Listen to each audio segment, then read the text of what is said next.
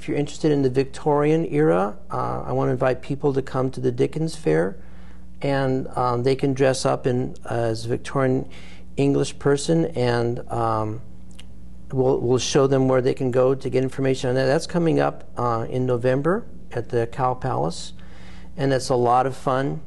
How long does that usually go for? It goes for about 4 to 5 weekends, right after Thanksgiving. Right after Thanksgiving, so it's kind of a Christmas thing. Right, and I want to invite people who especially like to dance. If you like to waltz and polka, you can do that all day long. It's fabulous. I also want to mention, if people are interested in the Civil War era, there are 2 big organizations that you can join. They especially encourage young people to come in. They always need drummers and fife players, and they have these big enactments where they actually do Civil War battles. The big one is in Fresno, where they have something like 5,000 people come, and they enact a battle with cavalry, artillery.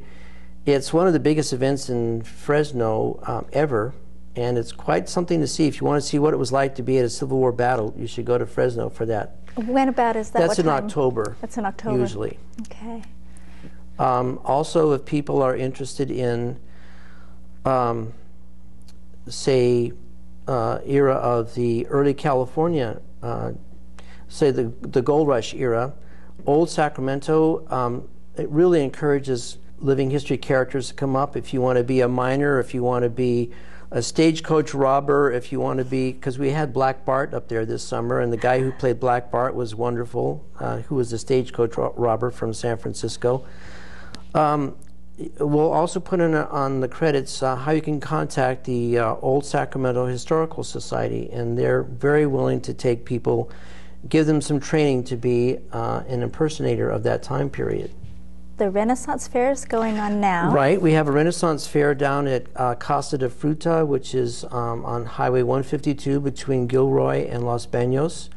And that's going to go on for another couple of weeks. It's on the weekends. And if you want to step back into the Renaissance period of England in the 1500s, you'll get to meet Queen Elizabeth in her court. You can see the grumpy Puritans walking around trying to get you to change your ways. You can have turkey legs. You can see jousting, real jousting. If you want to take some Renaissance crafts, there's a crafts booth there where you can actually take a workshop. They actually had a place where you could rent costumes. Do they still have that? They still have that, and if you really want to get into it, you can rent your own costume. Or make your own and come down. Or make your own. You go on the website. There's plenty of places to tell you how to make your own Renaissance costume. Fantastic. If you're interested in any particular time period, you know, do your research on Google. The wonderful thing about the internet is you can find information about anything, and look up that time period and then see if there are organizations that portray that time period.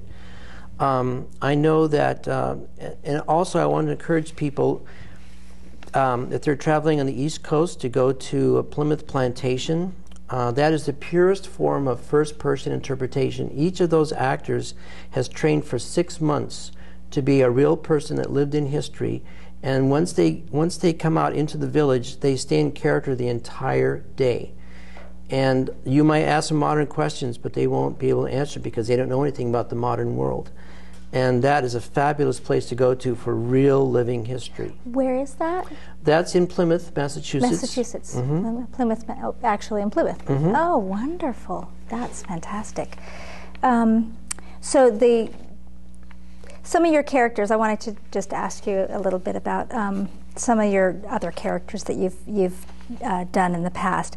Do you have one character that you just really rang true to you? Yes, I would have to say it's Louis Pasteur, because he was he was one of the first pure modern scientists, and he was very methodical, very modest, very quiet about his work, but he almost single-handedly realized what was the cause of disease. I mean, there were some other people like Koch in Germany, but he's the one who really, through his experimentation and his very quiet but excellent research, showed that so many diseases are caused by microbes. And this was a totally new idea. And it took him a long time to convince doctors in the hospitals, for example, to wash their hands, because the child death was like 80%. And they weren't washing their hands when they're going from one delivery to the other, so they were carrying these microbes and causing the illnesses and causing the deaths, and they couldn't understand why. He said if you simply wash your hands in boric acid, you'll sterilize your hands. And the doctors wouldn't listen to him because he wasn't a doctor. He was a chemist. And it took statistics to show that he was right, because he had some doctors who were willing to follow his method. And to me, he's a real hero because he just was determined to show what was right in medicine. And we can thank him, pasteurization of milk. If it wasn't for that, we'd be taking all these microbes in our bodies. If it wasn't for sterilization of instruments, washing the hands, we would still be dropping like flies from all these diseases. So he's a real hero to me.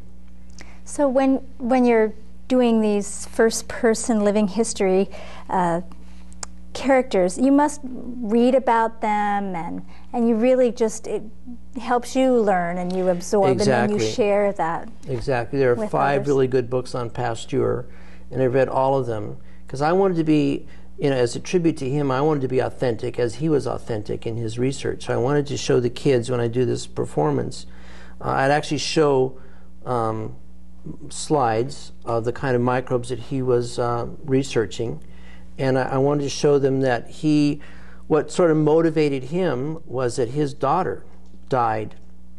His 16-year-old daughter died from a disease, and he was so heartbroken.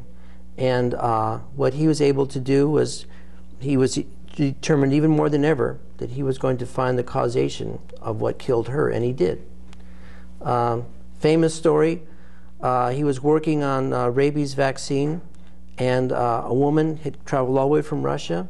Her son had been bitten by a rabid dog, and he was going to die because there was no cure for rabies, and he hadn't really perfected his vaccine yet.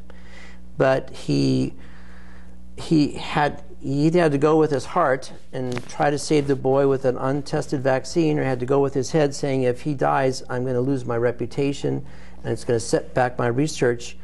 He went with his heart, and he administered the vaccine to the boy, even though he wasn't sure it was going to work, but it worked.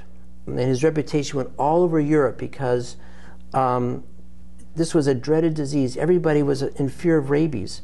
Now we don't think about it today because of his vaccine that he created, he and his assistants. Right. So again, my hero. So we can find the information that you put together for us, the websites right here, so make sure to look for those. And these are only a few of the many websites that are out there for different periods in history. But this is a good start, and I hope people will follow through if they're really interested in making history come alive, either as a teacher or just as somebody who loves history. And you can find the Alcatraz, the full Alcatraz Civil War video on YouTube. Do you have any more videos on YouTube, Steve? Maybe you should do that. Not at this time, but I guess I'll have to think about it. You should think about that. I think it would be fantastic. Just watching your sourdough Steve, that was fantastic. And you can find us on YouTube. So good night. Thanks for coming in. Thank you very much. I really enjoyed being here.